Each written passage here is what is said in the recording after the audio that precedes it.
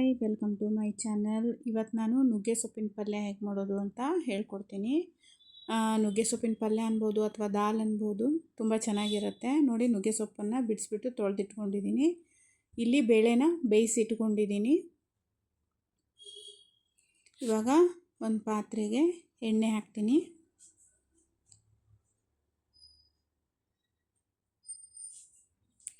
ಎಣ್ಣೆ ಕಾದ ನಂತರ ಅದಕ್ಕೆ ಸಾಸಿವೆ, ಜೀರಿಗೆ ಮತ್ತು ಚಿಟಿಕೆ ಅರಿಶಿನ ಹಾಕ್ಕೋಬೇಕು.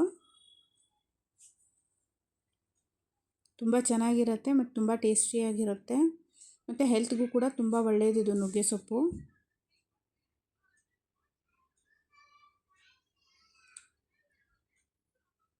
ಎಳೆದಿದ್ದರೆ ತುಂಬ ಚೆನ್ನಾಗಿ ಬರುತ್ತೆ, ಕಹಿ ಆಗಲ್ಲ.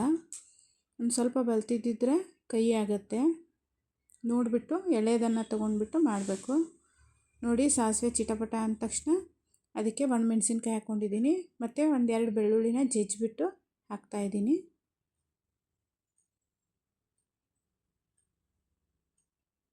ಇವಾಗ ತೊಳೆದಿಟ್ಕೊಂಡಿರೋಂಥ ನುಗ್ಗೆ ಸೊಪ್ಪನ್ನ ಹಾಕ್ಕೋತಾ ಇದ್ದೀನಿ. ನುಗ್ಗೆ ಸೊಪ್ಪನ್ನ ಎಲೆ ಬಿಡಿಸ್ಕೋಬೇಕು.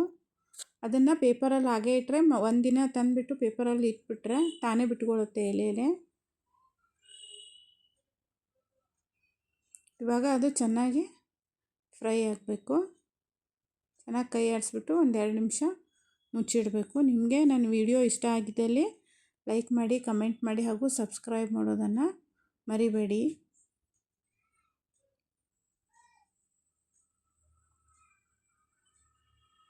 ನೋಡಿ, ಮುಚ್ಚಿಟ್ಟಿದ್ದೆ, ಚೆನ್ನಾಗಿ ಬೆಂದಿದೆ. ಚೆನ್ನಾಗಿ ಕೈ ಆಡಿಸ್ಬಿಟ್ಟು ಇನ್ನೊಂದು 2 ನಿಮಿಷ ಮುಚ್ಚಿಡಬೇಕು. ಸೊಪ್ಪು ಈ ಒಗ್ಗರಣೆಲೇ ಬೆಂದ್ಬಿಡುತ್ತೆ. ಎಳೆದಾಗಿದ್ದರೆ ತುಂಬ ಬೇಗ ಬೆಂದ್ಬಿಡುತ್ತೆ.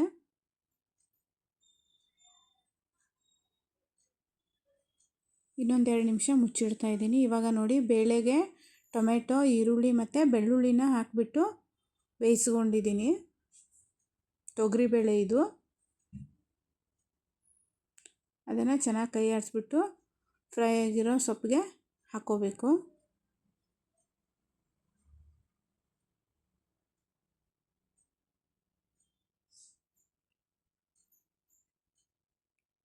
ನೋಡಿ, ಬೆಂದಿರೋ ಬೇಳೆನ ಸೊಪ್ಪಿಗೆ ಹಾಕ್ಕೋತಾ ಇದ್ದೀನಿ. ನೀರನ್ನ ನೋಡಿಬಿಟ್ಟು ಹಾಕ್ಕೋಬೇಕು. ನಿಮಗೆ ಕನ್ಸಿಸ್ಟೆನ್ಸಿನ ಗಟ್ಟಿ ಬೇಕಂದರೆ ನೋಡಿ ಹಾಕ್ಕೊಳ್ಳಿ. ಇಲ್ಲ ಅನ್ನಕ್ಕೂ ಬೇಕು, ಚಪಾತಿಗೂ ಅಂದರೆ ಒಂದು ಸ್ವಲ್ಪ ಮೀಡಿಯಮಾಗಿ ಮಾಡ್ಕೋಬೋದು. ತುಂಬ ಚೆನ್ನಾಗಿರುತ್ತೆ ಮತ್ತು ತುಂಬ ಟೇಸ್ಟಿ.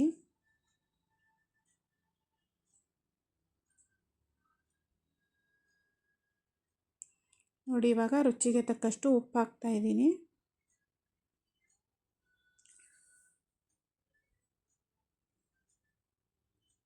ಮತ್ತು ಇವಾಗ ಹಸಿಮೆಣಸಿನ್ಕಾಯಿ ಮತ್ತು ಜೀರಿಗೆ ಪೇಸ್ಟ್ ಹಾಕ್ತಾಯಿದ್ದೀನಿ ಖಾರಕ್ಕೆ. ಈ ಹಸಿಮೆಣಸಿನ್ಕಾಯಿನ ಹಾಗೇ ಸೀಳ್ಬಿಟ್ಟು ಒಗ್ಗರಣೆಲಿ ಹಾಕ್ಕೊಂಡ್ರೂ ನಡೆಯುತ್ತೆ. ಜೀರಿಗೆ ಮತ್ತು ಹಸಿಮೆಣಸಿನ್ಕಾಯಿ ಪೇಸ್ಟ್ ಹಾಕಿದರೆ ಇನ್ನೂ ಟೇಸ್ಟ್ ಚೆನ್ನಾಗಿ ಬರುತ್ತೆ ಅಂತ ಹಾಕಿದ್ದೀನಿ. ನೋಡಿ, ಚೆನ್ನಾಗಿ ಕುದೀತಾ ಇದೆ.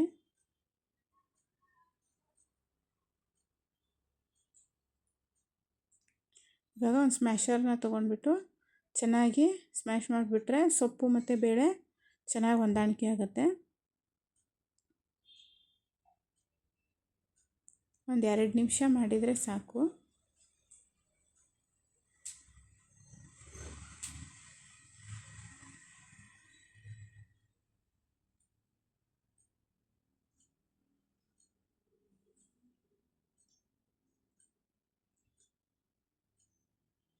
ಕೆಲವೊಬ್ಬರು ಈ ಸೊಪ್ಪು ಕಹಿ ಆಗುತ್ತೆ ಅಂತ ಯೂಸ್ ಮಾಡಲ್ಲ. ಎಳೆದಿದ್ದರೆ ಕಹಿ ಆಗಲ್ಲ.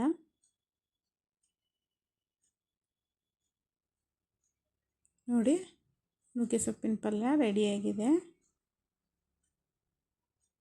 ನಿಮಗೆ ವಿಡಿಯೋ ಇಷ್ಟ ಆದಲ್ಲಿ ಲೈಕ್ ಮಾಡಿ, ಕಮೆಂಟ್ ಮಾಡಿ ಹಾಗೂ ಸಬ್ಸ್ಕ್ರೈಬ್ ಮಾಡೋದನ್ನು ಮರಿಬೇಡಿ. ನೋಡಿ, ತುಂಬ ಟೇಸ್ಟಿಯಾಗಿತ್ತು. ಅನ್ನದ ಜೊತೆ ಅಂತೂ ತುಂಬ ಚೆನ್ನಾಗಿರುತ್ತೆ. Thank you for watching my video.